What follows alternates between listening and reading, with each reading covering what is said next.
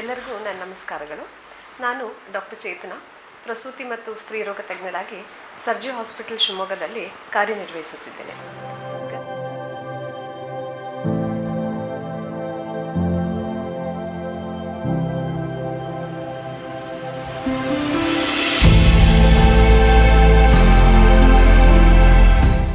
ಗರ್ಭಿಣಿ ಸ್ತ್ರೀ ಮತ್ತು ಅವರ ಕುಟುಂಬದವರಿಗೆ ಸಾಮಾನ್ಯವಾಗಿ ಕಾಡುವಂಥ ಒಂದು ಪ್ರಶ್ನೆ ಏನಂದರೆ, ಈ ಸಲ ನಮಗೆ ನಾರ್ಮಲ್ ಡೆಲಿವರಿ ಆಗುತ್ತಾ ಇಲ್ವಾ? ಮತ್ತು ಸಾಕಷ್ಟು ಸಲ ಗರ್ಭಿಣಿ ಸ್ತ್ರೀಯರು ನಮ್ಮ ಆಂಟಿನೆಟಲ್ ಚೆಕಪ್ ಅಥವಾ ಒ ಪಿ ಡಿಗೆ ಬಂದಾಗ ಯೂಶ್ವಲಿ ಕೇಳುವಂಥ ಒಂದು ಕ್ವಶನ್ ಏನಂದರೆ, ಮೇಡಮ್ ನಾನು ಏನು ಮಾಡೋದ್ರಿಂದ ನನಗೆ ನಾರ್ಮಲ್ ಡೆಲಿವರಿ ಆಗುತ್ತೆ ಅಂತ ಸಾಕಷ್ಟು ಸಲ ಈ ಪ್ರಶ್ನೆನ ನಮಗೆ ಕೇಳ್ತಾರೆ. ಸೊ ಇವತ್ತಿನ ವಿಷಯ tips for normal delivery. So ಈ ಟಿಪ್ಸ್ ಫಾರ್ ನಾರ್ಮಲ್ ಡೆಲಿವರಿನ ನಾನು 2 ವಿಭಾಗಗಳಾಗಿ ವಿಂಗಡಿಸ್ತೀನಿ. ಒಂದು, ಪ್ರೆಗ್ನೆನ್ಸಿ ಟೈಮಲ್ಲಿ ಏನೇನು ಟಿಪ್ಸನ್ನು ಫಾಲೋ ಮಾಡಬೇಕು ಅಂತ. ಎರಡನೇದು, ಡೆಲಿವರಿ ಟೈಮಲ್ಲಿ ನಾವು ಯಾವ ರೀತಿ ಟಿಪ್ಸ್ಗಳನ್ನು ಫಾಲೋ ಮಾಡೋದ್ರಿಂದ ನಮಗೆ ನಾರ್ಮಲ್ ಡೆಲಿವರಿಗೆ ಹೆಲ್ಪ್ ಆಗ್ಬೋದು ಅಂತ. ಮೊದಲನೇದಾಗಿ ಪ್ರೆಗ್ನೆನ್ಸಿ. ಸೊ ಟಿಪ್ ನಂಬರ್ 1 ಏನಂತಂದರೆ optimum weight gain. So pregnancy ಟೈಮಲ್ಲಿ ಒಬ್ಬ ಗರ್ಭಿಣಿ ಸ್ತ್ರೀ ವೆಯ್ಟ್ ಎಷ್ಟು ಹೆಚ್ಚಿಗೆ ಮಾಡ್ಕೋಬೇಕು ಅಂದರೆ 10 ರಿಂದ 12 kg. ಇದನ್ನು ನಾವು ಆಪ್ಟಿಮಮ್ ವೆಯ್ಟ್ ಗೇನ್ ಅಂತ ಹೇಳ್ತೀವಿ. ಸೊ ಒಂದು 30 ರಿಂದ 40% ಗರ್ಭಿಣಿ ಸ್ತ್ರೀಯರು ಏನಾಗ್ತಾರೆ, ಓವರ್ ವೆಯ್ಟ್ ಅಂದರೆ ಅವರ ವೆಯ್ಟ್ಗಿನ ಈ ಆಪ್ಟಿಮಮ್ ವೆಯ್ಟ್ಗಿನ ಜಾಸ್ತಿ ಇರ್ತಾರೆ. 15 ರಿಂದ 20% ಗರ್ಭಿಣಿ ಸ್ತ್ರೀಯರು ಅಂಡರ್ ವೆಯ್ಟ್ ಆಗಿರ್ತಾರೆ. ಸೊ ಈ 2 ಸ್ಪೆಕ್ಟ್ರಮ್ ಅಂತಂದರೆ ಓವರ್ ವೆಯ್ಟ್ ಮತ್ತು ಅಂಡರ್ ವೆಯ್ಟ್ ಪೇಷಂಟ್ಸ್ಗಳೇ ಅಥವಾ ಗರ್ಭಿಣಿ ಸ್ತ್ರೀಯರಲ್ಲಿ ಏನಾಗುತ್ತೆ, ನಾರ್ಮಲ್ ಡೆಲಿವರಿ ಸ್ವಲ್ಪ ಕಷ್ಟವಾಗ್ಬೋದು. ಸೊ ಹಾಗಾಗಿ ಆಪ್ಟಿಮಮ್ ವೆಯ್ಟ್ ಯಾವ ರೀತಿ ನಾವು ಪಡ್ಕೋಬೋದು ಅಂತ ಹೇಳ್ಬಿಟ್ಟು, ಸೊ ಆಪ್ಟಿಮಮ್ ವೆಯ್ಟ್ ಗೇನಲ್ಲಿ ತುಂಬ ಇಂಪಾರ್ಟೆಂಟ್ ನಮ್ಮ ಡಯಟ್. ಸೊ ನಾವು ಯಾವ ರೀತಿ ಆಹಾರನ ಸೇವಿಸಿದ್ರೆ ನಮಗೆ ಆಪ್ಟಿಮಮ್ ವೆಯ್ಟ್ ಗೇನ್ ಆಗಬಹುದು ಅಂತ. ಯೂಶ್ವಲಿ ಏನಾಗುತ್ತೆ, ಮನೇಲಿ ಅಮ್ಮ ಅಥವಾ ಅಜ್ಜಿ ಇದ್ದಾಗ ಒಬ್ಬ ಗರ್ಭಿಣಿ ಸ್ತ್ರೀಗೆ ಏನು ಹೇಳ್ತಾರೆ, ಚೆನ್ನಾಗಿ ಊಟ ಮಾಡಿ, ಜಾಸ್ತಿ ಊಟ ಮಾಡಿ ಅಂತ ಹೇಳಿಬಿಟ್ಟು ಸಾಕಷ್ಟು ಅವ್ರನ್ನ ಫೋರ್ಸ್ ಮಾಡೋದುಂಟು. ಬಟ್ ನಾವು ಹೇಳೋದೇನಂತಂದರೆ, ಇಬ್ಬರಿಗಾಗುವಷ್ಟು ದಯವಿಟ್ಟು ಊಟ ಮಾಡಬೇಡಿ. ನಿಮ್ಮ ಊಟದಲ್ಲಿ ಪೌಷ್ಟಿಕಾಂಶತೆಗಳು ಹೆಚ್ಚಿಗೆ ಇರಲಿ. ಅದು ಸೊಪ್ಪು ತರಕಾರಿ ಆದರೂ ಇರ್ಬೋದು, ಅಥವಾ ಕಾಳುಗಳು ಹೆಚ್ಚಿಗೆ ತಗೊಳ್ಳಿ, ಮತ್ತು ಡ್ರೈ ಫ್ರೂಟ್ಸ್ ಇದನ್ನೆಲ್ಲ ಜಾಸ್ತಿ ತಗೊಳ್ಳೋದ್ರಿಂದ ನಿಮ್ಮ ಒಂದು ಊಟದ ನ್ಯೂಟ್ರಿಷನ್ ವ್ಯಾಲ್ಯೂ ಏನಿದೆ ಅದು ಜಾಸ್ತಿ ಆಗುತ್ತೆ. ಸೊ ಮೋಸ್ಟ್ ಇಂಪಾರ್ಟೆಂಟ್ ಡಯಟಲ್ಲಿ ನಿಮ್ಮ ನ್ಯೂಟ್ರಿಷನ್ ಚೆನ್ನಾಗಿರಬೇಕು ಡಯಟಲ್ಲಿ. ಮತ್ತು ಎರಡನೇದು, ಜಂಕ್ ಫುಡ್ಡನ್ನು ಆದಷ್ಟು ನೀವು ಅವಾಯ್ಡ್ ಮಾಡಬೇಕು. ಇನ್ನು 3ನೇ ಟಿಪ್ ಏನಂತಂದರೆ, ಬಿ ಆ್ಯಕ್ಟಿವ್. ಆದಷ್ಟು ನಿಮ್ಮನ್ನು ನೀವು ಆ್ಯಕ್ಟಿವ್ ಆಗಿ ಇಟ್ಕೋಬೇಕು. ಸೊ ಆ್ಯಕ್ಟಿವ್ ಅಂತಂದ ತಕ್ಷಣ ಏನಂತಂದರೆ ಯಾವುದೇ ರೂಪದಲ್ಲಿ ಇರ್ಬೋದು, ಅದು ವಾಕಿಂಗ್ ಆದರೂ ಇರ್ಬೋದು, ಅಥವಾ ಯೋಗ ಅಟೆಂಡ್ ಮಾಡೋದ್ರಲ್ಲಿ ಆದರೂ ಇರ್ಬೋದು, ಅಥವಾ ಎಕ್ಸಸೈಸಸ್, ಪ್ರೀನೇಟಲ್ ಏರೋಬಿಕ್ ಕ್ಲಾಸಸ್ ಸಾಕಷ್ಟು ಕಡೆ ನಡೆಯುತ್ತೆ. ಸೊ ಅದನ್ನಾದರೂ ನೀವು ಮಾಡ್ಕೋಬೋದು. ವಾಕಿಂಗ್ ಅಂತ ಅಂದಾಗ ಯೂಶ್ವಲಿ ನಾವು ಹೇಳೋದೇನೆಂದರೆ, ಬೆಳಗ್ಗೆ ಒಂದು 3/4 ಗಂಟೆ ವಾಕ್ ಮಾಡಿ, ಮತ್ತು ಸಾಯಂಕಾಲ ಒಂದು 3/4 ಗಂಟೆ ವಾಕ್ ಮಾಡಿ. ಮತ್ತು ಆದಷ್ಟು ನಿಮ್ಮ ಸಣ್ಣ ಪುಟ್ಟ ಮನೆ ಕೆಲಸಗಳನ್ನು ಆದಷ್ಟು ಮಾಡ್ಕೊತಾ ಇರಿ. ಅದರ ಜೊತೆಗೆ ಎಕ್ಸಸೈಸ್, ಯಾವ ರೀತಿ ಎಕ್ಸಸೈಸ್ ಮಾಡೋದ್ರಿಂದ ನಮಗೆ ನಾರ್ಮಲ್ ಡೆಲಿವರಿಗೆ ಹೆಲ್ಪ್ ಆಗುತ್ತೆ. ಸೊ ಎಕ್ಸಸೈಸ್ ಯಾವ ರೀತಿ ಇರಬೇಕು ಅಂತಂದರೆ, ಪೆಲ್ವಿಕ್ ಫ್ಲೋರ್ ಅಂದರೆ ಯೋನಿ ಭಾಗದಲ್ಲಿರುವಂಥ ಮಸಲ್ಗಳನ್ನು ಸ್ಟ್ರೆಂಥನ್ ಮಾಡುವಂಥ ಎಕ್ಸಸೈಸಸ್. ಫಾರ್ ಎಕ್ಸಾಂಪಲ್ ಕೀಜಲ್ಸ್ ಎಕ್ಸಸೈಸಸ್ ಅಥವಾ ಹಿಪ್ ಓಪನಿಂಗ್ ಎಕ್ಸಸೈಸಸ್ ಅಂತ ಸಾಕಷ್ಟು ಯೋಗ ಕ್ಲಾಸ್ಗಳಲ್ಲಿ ಹೇಳ್ಕೊಡ್ತಾರೆ. ಸೊ ಅದನ್ನು ನೀವು ಮಾಡೋದ್ರಿಂದ ನಿಮಗೆ ಡೆಲಿವರಿ ಟೈಮಲ್ಲಿ ಅದು ನಿಮಗೆ ಸಾಕಷ್ಟು ಉಪಯೋಗಕ್ಕೆ ಬರುತ್ತೆ. ಇನ್ನು 3ನೇದು, ಚೈಲ್ಡ್ ಬರ್ತ್ ಎಜುಕೇಷನ್. ಏನಿದು ಚೈಲ್ಡ್ ಬರ್ತ್ ಎಜುಕೇಷನ್? ಎಷ್ಟೋ ಸಲ ಗರ್ಭಿಣಿ ಸ್ತ್ರೀಯರು ಬಂದಾಗ ಅವರಿಗೆ ನಾರ್ಮಲ್ ಡೆಲಿವರಿ ಬೇಕಾಗಿರುತ್ತೆ. ಅವರು 9 ತಿಂಗಳು ಅವ್ರಿಗೆ ಡೌಟ್ಸ್ ಇರುತ್ತೆ. ಏನಂತಾರೆ, ಅವ್ರು ನಮ್ಮನ್ನು ಕೇಳೋದು ನಾರ್ಮಲ್ ಡೆಲಿವರಿ ಮಾಡಿಸಿ ಮೇಡಮ್ ಅಂತ ಕೇಳ್ತಾರೆ. ಬಟ್ ಒಂದ್ಸಲ ನೋವು ಶುರುವಾದ ತಕ್ಷಣ ಅವ್ರೇನಂತಾರೆ, ಇಲ್ಲ ನಮಗೆ ಸಿಸೇರಿಯನ್ ಮಾಡಿಬಿಡಿ, ನೋವು ತಡಿಲಿಕ್ಕಾಗೋದಿಲ್ಲ ಅಂತ ಸಾಕಷ್ಟು ಹೆಣ್ಮಕ್ಳು ಹೇಳೋದುಂಟು. ಸೊ ಹಾಗಾಗಿ ನಿಮ್ಮನ್ನು ನೀವು ದಯವಿಟ್ಟು ಮೆಂಟಲಿ ಮತ್ತು ಫಿಸಿಕಲಿ ಪ್ರಿಪೇರ್ ಮಾಡ್ಕೊಂಡು ಬರಬೇಕು. ನಾವು ಹೇಗೆ ಯಾವುದೇ ಎಕ್ಸಾಮಲ್ಲಿ ನಮ್ಮನ್ನು ನಾವು ಪ್ರಿಪೇರ್ ಮಾಡ್ತೀವೋ ಅದೇ ರೀತಿ ಡೆಲಿವರಿ ಅನ್ನೋದು ಒಂದು ಪುಟ್ಟ ಎಕ್ಸಾಮ್ ಇದ್ದಂಗೆ. ಹಾಗಾಗಿ ದಯವಿಟ್ಟು prepare your self for the delivery. ಹಾಗಾಗಿ ಅದು ಪ್ರಿಪರೇಷನ್ ಒಂದು ಬುಕ್ ಓದೋದ್ರಿಂದನೂ ಇರ್ಬೋದು. ಒಳ್ಳೆ ಬುಕ್ಸ್, ಎಸ್ಪೆಷಲಿ ಈಗ ಪ್ರೆಗ್ನೆನ್ಸಿ ಮತ್ತು ಡೆಲಿವರಿ ಟೈಮಲ್ಲಿ ಏನೇನು ಆಗ್ಬೋದು ಅನ್ನೋದು ಸಾಕಷ್ಟು ಬುಕ್ಸ್ಗಳಲ್ಲಿ ಮೆನ್ಷನ್ ಮಾಡಿದ್ದಾರೆ. ಸೊ ಒಳ್ಳೆ ಬುಕ್ಸ್ಗಳನ್ನು ಆಯ್ಕೆ ಮಾಡಿ ಅದನ್ನು ನೀವು ಓದ್ಬೋದು. ಅಥವಾ ನಿಮ್ಮ ಅಜ್ಜಿ ಅಥವಾ ಅಮ್ಮ ಅಥವಾ ಅಕ್ಕಂದರು ಯಾರಾದರೂ ಅವರ ಒಂದು ಎಕ್ಸ್ಪೀರಿಯನ್ಸನ್ನು ಹೇಳಿದಾಗ ಅದನ್ನು ಪಾಸಿಟಿವ್ ರೀತಿಯಲ್ಲಿ ತೊಗೊಂಡು ಅದರಿಂದಲೂ ನೀವು ಸಾಕಷ್ಟು ಕಲ್ತ್ಕೋಬೋದು. ಅಥವಾ 3ನೇದು, ನಿಮ್ಮ ಗೈನಕಾಲಜಿಸ್ಟ್ ಯಾರಿರ್ತಾರೆ ಅವ್ರ ಜೊತೆಗೆ ಮುಕ್ತವಾಗಿ ನೀವು ಏನೇನು ಡೌಟ್ಸ್ ಇದೆ ದಯವಿಟ್ಟು ಕನ್ಸಲ್ಟ್ ಮಾಡಿ. ಯಾವುದೇ ಸಣ್ಣ ಡೌಟ್ಸ್ ಇದ್ದರೂ ಅದನ್ನು ಕನ್ಸಲ್ಟ್ ಮಾಡಿಬಿಟ್ಟು ಡೆಲಿವರಿಗಿಂತ ಮುಂಚೆನೇ ಅದನ್ನೆಲ್ಲ ಡೌಟ್ಸ್ಗಳನ್ನು ಕ್ಲಿಯರ್ ಮಾಡಿಕೊಂಡು ನೀವು ಡೆಲಿವರಿಗೆ ಮೆಂಟಲಿ ಮತ್ತು ಫಿಸಿಕಲಿ ಪ್ರಿಪೇರ್ ಆಗಿ ಬರುವುದು ತುಂಬ ಒಳ್ಳೆಯದು.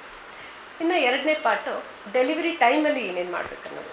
ಸೊ ಡೆಲಿವರಿ ಟೈಮಲ್ಲಿ ಫಸ್ಟ್ ಟಿಪ್ ನಂಬರ್ 1 ಏನಂತ ಅಂದರೆ, stay away from your back ಅಂತ ಹೇಳ್ತೀವಿ. ಅಂದರೆ ಡೆಲಿವರಿ ಪೇನ್ ಶುರುವಾದ ಮೇಲೂ ಸಾಕಷ್ಟು ವಾಕ್ ಮಾಡೋದ್ರಿಂದನೂ ಅದು ತುಂಬ ಹೆಲ್ಪ್ ಮಾಡುತ್ತೆ ನಿಮಗೆ. ಏನು ಡೆಲಿವರಿ ಟೈಮಲ್ಲಿ ವಾಕ್ ಮಾಡೋದ್ರಿಂದ ಒಂದು ನಿಮಗದು ರಿಲ್ಯಾಕ್ಸೇಷನ್ ಸಿಗುತ್ತೆ. ಎರಡನೇದು ಮಗುವಿನ ತಲೆ ಏನಾಗುತ್ತೆ, ಪೆಲ್ವಿಕ್ ಗರ್ಡಲ್ ಅಂತ ಹೇಳ್ತೀವಿ, ಅದ್ರ ಒಳಗಡೆ ಹೋಗಲಿಕ್ಕೆ ಹೆಲ್ಪ್ ಮಾಡುತ್ತೆ. ಮತ್ತು ಸ್ಕ್ವಾಟಿಂಗ್ ಅನ್ನೋ ಒಂದು ಪೊಸಿಷನ್ ಇದೆ. ಸೊ ಆ ಪೊಸಿಷನಲ್ಲಿ ಏನಾಗುತ್ತೆ, ನಮ್ಮ ಪೆಲ್ವಿಸ್ ಗರ್ಡಲ್ 30% ಅಗಲವಾಗಬಹುದು. ಹಾಗಾಗಿ ಈಸಿಯಾಗಿ ತಲೆ ಕೆಳಗಡೆ ಬರುವಂಥ ಚಾನ್ಸಸ್ಸು ಇರುತ್ತೆ. ಹಾಗಾಗಿ ದಯವಿಟ್ಟು ಪೇಯ್ನ್ ಶುರುವಾದ ಮೇಲೂ ವಾಕ್ ಮಾಡ್ತಿರ್ಬೇಕು. ಟಿಪ್ ನಂಬರ್ 2 ಏನಂತಂದರೆ 24/7 ಒಬ್ಬರು ಸಪೋರ್ಟ್ ಇರಬೇಕು ನಿಮಗೆ. ನೀವು ಹಾಸ್ಪಿಟ್ಲಿಗೆ ಬಂದಾಗ ಆದಷ್ಟು ಒಬ್ಬರನ್ನ ಜೊತೆ ಕರ್ಕೊಂಡು ಬರಬೇಕು. ಆ ಜೊತೆಗೆ ಯಾರು ಬರ್ತಾರೆ ಆ ಅಟೆಂಡರ್ ಅನ್ನೋದು ನಿಮಗೆ ಮುಂಚಿತವಾಗಲೇ ಆಯ್ಕೆ ನಿಮ್ಮಲ್ಲಿ ಆಗಿರಬೇಕು. ಅವರು ಅಟೆಂಡರ್ ನಿಮ್ಮ ಹಸ್ಬೆಂಡ್ ಆದರೂ ಆಗಿರ್ಬೋದು, ಅಥವಾ ನಿಮ್ಮ ತಾಯಿ ಅಥವಾ ಅಕ್ಕ, ಯಾರಾದರೂ ಒಬ್ಬರು ರಿಲಯಬಲ್ ಅಟೆಂಡರ್ ಬೇಕು. ಯಾಕೆ ಅಟೆಂಡರ್ ಬೇಕಂತ ಹೇಳೋದಂತಂದರೆ ಅವರು ನಿಮಗೆ ಮೆಂಟಲಿ ಮತ್ತು ಫಿಸಿಕಲಿ ನಿಮಗೆ ಸಪೋರ್ಟ್ ಕೊಡ್ತಾರೆ. ಯೂಶ್ವಲಿ ಏನಾಗುತ್ತೆ, ಸಾಕಷ್ಟು ಹೆಣ್ಮಕ್ಳಿಗೆ ಡೆಲಿವರಿ ಪೇಯ್ನ್ ಶುರುವಾದ ಕೂಡಲೇ ಅವಳು ಅಳೋದ್ರ ಜೊತೆಗೆ ಅವರ ಜೊತೆಗಿರೋರು ಅಳ್ಲಿಕ್ಕೆ ಶುರು ಮಾಡ್ತಾರೆ. ಸೊ ಆ ಥರ ಆದಾಗ ಅದು ಜಾಸ್ತಿ ಟೆನ್ಷನ್ನ ಉಂಟು ಮಾಡುತ್ತೆ. ಹಾಗಾಗಿ ಒಬ್ಬರು ರಿಲಯಬಲ್ ಅಟೆಂಡರ್ ಡೆಲಿವರಿ ಟೈಮಲ್ಲಿ ಇರಬೇಕು. ಅವರು ನಿಮಗೆ ಸಣ್ಣ ಒಂದು ಮಸಾಜ್, ಬ್ಯಾಕ್ ಮಸಾಜ್ ಕೊಡೋದ್ರಿಂದ ಅಥವಾ ಹೊಟ್ಟೆ ಮೇಲೆ ಒಂದು ಮಸಾಜ್ ಕೊಡೋದ್ರಿಂದ ನಿಮಗೆ ಸಾಕಷ್ಟು ಅದು ರಿಲೀಫ್ ಉಂಟು ಮಾಡುತ್ತೆ. ಹಾಗಾಗಿ ನಿಮ್ಮ ಜೊತೆಗೆ ಯಾರು ಒಬ್ಬರು ರಿಲಯಬಲ್ ಅಟೆಂಡರ್ ಬರ್ತಾರೆ ಅನ್ನೋದು ಮುಂಚೆನೇ ಅದು ನೀವು ಗೊತ್ತಿರಬೇಕು, ಮತ್ತು ಅವರನ್ನೇ ನೀವು ಆದಷ್ಟು ಕರ್ಕೊಂಡು ಬರಬೇಕು. ಮೂರನೇದು ಹೈಡ್ರೇಷನ್ ಅಂತಂದರೆ ಏನಾಗ್ಬಿಡುತ್ತೆ, ನಾವು ಡೆಲಿವರಿ ಪೇಯ್ನ್ ಶುರುವಾದಾಗ ಸಾಕಷ್ಟು ಹೆಣ್ಮಕ್ಳು ನೀರು ಕುಡಿಯಲ್ಲ, ಅವರು ಏನೂ ಊಟನೂ ಮಾಡೋದಿಲ್ಲ. ಊಟ ಪರವಾಗಿಲ್ಲ, ಊಟ ತೊಂದರೆ ಇಲ್ಲ, ಬಟ್ ಅಟ್ಲೀಸ್ಟ್ ನೀರು ಕುಡಿಬೇಕು, ಜ್ಯೂಸ್ ತೊಗೋಬೇಕು, ಎಳ್ನೀರು ತೊಗೋಬೇಕು. ಯಾಕೆ hydration important? IV fluid doctor ಹಾಕ್ತಾರೆ, ಇಲ್ಲ ಅಂತಲ್ಲ, ಬಟ್ ಆದರೆ ನಾವು ಚೆನ್ನಾಗಿ ನೀರು ಕುಡಿಯೋದ್ರಿಂದ ನಮಗೆ ಅದು ಸ್ಟ್ಯಾಮಿನಾ ಹೆಚ್ಚಿಗೆ ಆಗುತ್ತೆ, ಮತ್ತು ನಮಗೆ ಬೇಬಿನ ಪುಷ್ ಮಾಡೋದಕ್ಕೆ ಅದು ತುಂಬ ಈಸಿ ಆಗುತ್ತೆ. 4ನೇ ಟಿಪ್. ಸೊ 4ನೇ ಟಿಪ್ ಏನಂತಂದರೆ ಬ್ರೀತ್. ನೀವು ಹೇಳ್ಬೋದು, ಏನು ಮೇಡಮ್ ಬ್ರೀದ್ ಅಂತ ಹೇಳ್ತೀರಿ, ನಾನು ಉಸಿರಾಡ್ತಾನೆ ಇದ್ದೀನಿ ಅಂತ ಹೇಳ್ತೀರಿ ನೀವು. ಬಟ್ ಬ್ರೀದ್ ಅಂತಂದರೆ ಆ ರೀತಿ ಅಲ್ಲ. ಒಂದ್ಸಲ ಪೇಯ್ನ್ ಶುರುವಾದಾಗ ಏನಾಗುತ್ತೆ, ಮಹಿಳೆ ಪುಷ್ ಮಾಡ್ಲಿಕ್ಕೆ ಶುರು ಮಾಡ್ತಾಳೆ. ಆ ಪುಷ್ ಮಾಡಿದಾಗ ಅವರಿಗೆ ಆ ಬ್ರೀದಿಂಗ್ ಏನಿದೆ ಅವರಿಗೆ ಬೇಗ ಅಂದರೆ ಹೈಪರ್ ವೆಂಟಿಲೇಟ್ ಮಾಡಲಿಕ್ಕೆ ಶುರು ಮಾಡ್ತಾರೆ. ಸೊ ಈ ಹೈಪರ್ ವೆಂಟಿಲೇಷನ್ ಏನು ಮಾಡುತ್ತೆ, ನಮ್ಮ ಗರ್ಭಿಣಿ ಸ್ತ್ರೀಯರಲ್ಲಿ ಕಾರ್ಬನ್ ಡೈಆಕ್ಸೈಡ್ ಲೆವೆಲನ್ನು ಹೆಚ್ಚಿಗೆ ಮಾಡಿ ಆಕ್ಸಿಜನ್ ಲೆವೆಲನ್ನು ಕಮ್ಮಿ ಮಾಡುತ್ತೆ. ಸೊ ಮಗುಗೆ ಅದರ ಮೇಲೆ ಸಾಕಷ್ಟು ಪರಿಣಾಮ ಉಂಟು ಮಾಡುತ್ತೆ. ಕೆಲವೊಂದು ಸಲ ಮಗುವಿನ ಹಾರ್ಟ್ ಬೀಟ್ ವ್ಯತ್ಯಾಸ ಬರ್ಬೋದು, ಅಥವಾ ಮಗು ಮೋಷನ್ ಮಾಡ್ಕೋಬೋದು. ಇದೆಲ್ಲ ಸಮಸ್ಯೆಗಳು ಆ ಟೈಮಲ್ಲಿ ಉಂಟಾಗುತ್ತೆ.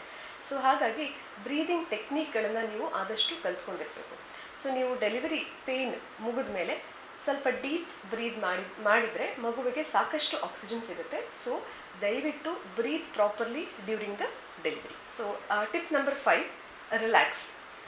ಡೆಲಿವರಿ ಟೈಮಲ್ಲಿ ಒಂದ್ಸಲ ಪೇಯ್ನ್ ಶುರುವಾದಾಗ ನಿಮ್ಗೇನಾಗ್ಬಿಡುತ್ತೆ, ನೆಕ್ಸ್ಟ್ ಯಾವ ರೀತಿ ಪೇಯ್ನ್ ಬರ್ಬೋದು, ಅದನ್ನು ನಾನು ತಡಿಬೋದಾ ಅಥವಾ ತಡಿಲಿಕ್ಕೆ ಆಗೋದಿಲ್ವಾ ಅನ್ನೋದನ್ನೇ ನೀವು ಜಾಸ್ತಿ ಸ್ಟ್ರೆಸ್ ಮಾಡ್ಕೊಳ್ಳಿಕ್ಕೆ ಶುರು ಮಾಡ್ತೀರಿ.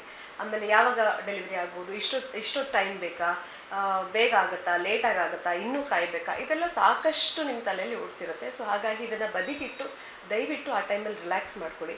ಒಂದು ಸಣ್ಣ ಮ್ಯೂಸಿಕ್ ಕೇಳೋದ್ರಿಂದ, ಅಥವಾ ಸ್ವಲ್ಪ ವಾಕ್ ಮಾಡೋದ್ರಿಂದ, ಅಥವಾ ಒಂದು ಮಸಾಜ್ ತೊಗೊಳೋದ್ರಿಂದ, ಅಥವಾ ಇನ್ ಬಿಟ್ವೀನ್ ಕಂಟ್ರಾಕ್ಷನ್ಸ್ ಅಂತಂದರೆ ಪೇಯ್ನ್ ಬಂದಾಗ ಮತ್ತು ಪೇಯ್ನ್ ಹೋದ್ಮೇಲೆ ಒಂದು 5 ನಿಮಿಷ ನೀವು ರೆಸ್ಟ್ ತೊಗೊಳ್ಳಿ, ಸ್ವಲ್ಪ ಹೊತ್ತು ಮಲ್ಕೊಳ್ಳಿ.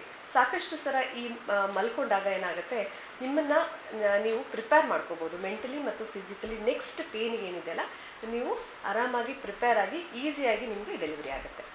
ಕೊನೆಯದಾಗಿ ಟೇಕ್ ಹೋಮ್ ಮೆಸೇಜ್ ಏನಂದರೆ, ದಯವಿಟ್ಟು ಸ್ಟ್ರೆಸ್ಸನ್ನು ಅವಾಯ್ಡ್ ಮಾಡಿ. ಅದು ಪ್ರೆಗ್ನೆನ್ಸಿ ಟೈಮಲ್ಲೇ ಆಗಿರ್ಬೋದು, ಅಥವಾ ನಿಮ್ಮ ಡೆಲಿವರಿ ಟೈಮಲ್ಲೇ ಆಗಿರ್ಬೋದು. ಸ್ಟ್ರೆಸ್ ಏನಂತಂದರೆ ಯೂಶ್ವಲಿ ಏನಾಗುತ್ತೆ, ಗರ್ಭಿಣಿ ಸ್ತ್ರೀಯರು ಏನಾಗುತ್ತೆ, ನನಗೆ ನಾರ್ಮಲ್ ಆಗುತ್ತಾ, ಸಿಸರ್ನ್ ಆಗುತ್ತಾ ಅನ್ನೋದೇ ಅವರಿಗೆ ಸಿಕ್ಕಾಪಟ್ಟೆ ಸ್ಟ್ರೆಸ್ ಇರುತ್ತೆ. ಸೊ ಆ ಸ್ಟ್ರೆಸ್ ಏನಾಗುತ್ತೆ, ಜಾಸ್ತಿ ಆದಂಗೆ ನಮ್ಮ ಬಾಡಿಯಲ್ಲಿ ಫ್ರೀ ರ್ಯಾಡಿಕಲ್ಸ್ ಅಂತ ಹೇಳಿಬಿಟ್ಟು ಉತ್ಪತ್ತಿ ಆಗುತ್ತೆ. ಅದು ಬ್ಲಡ್ ಮುಖಾಂತರ, ಪ್ಲಾಸೆಂಟಾ ಮುಖಾಂತರ ಮಗುವಿಗೆ ಹೋಗುತ್ತೆ. ಸೊ ಮಗುವಿಗೂ ಅದು ದುಷ್ಪರಿಣಾಮ ಉಂಟು ಮಾಡುತ್ತೆ. ಅದು ಮಗುವಿನ ವೆಯ್ಟ್ ಕಮ್ಮಿ ಮಾಡೋದು, ನೀರು ಕಮ್ಮಿ ಮಾಡೋದು, ನೀರಿನ ಅಂಶ ಕಮ್ಮಿ ಮಾಡೋದು, ಆಮೇಲೆ ಮಗು ಮೋಷನ್ ಮಾಡ್ಕೊಳ್ಳೋದು, ಇದೆಲ್ಲ ಸಮಸ್ಯೆಗಳು ಉಂಟಾಗುತ್ತೆ. ಸೊ ಆದಷ್ಟು ಸ್ಟ್ರೆಸ್ ಫ್ರೀ ಮಾಡಿಕೊಂಡು ನೀವು ಏನು ಯೋಚನೆ ಮಾಡಬೇಕು ಅಂದರೆ, ನಿಮ್ಮ ಪ್ರೆಗ್ನೆನ್ಸಿ ಮತ್ತು ಈ ಡೆಲಿವರಿ ಏನಿದೆ, it is a magical moment. ಅದು ನೀವು ಒಂದು ಸುಂದರವಾದ ಒಂದು ಜೀವವನ್ನು ನೀವು ಭೂಮಿ ಮೇಲೆ ತರ್ತಿದ್ದೀರಿ ಅಂತ ಅಂದ್ಕೊಂಡ್ಬಿಟ್ಟು ಖುಷಿಯಾಗಿರಿ.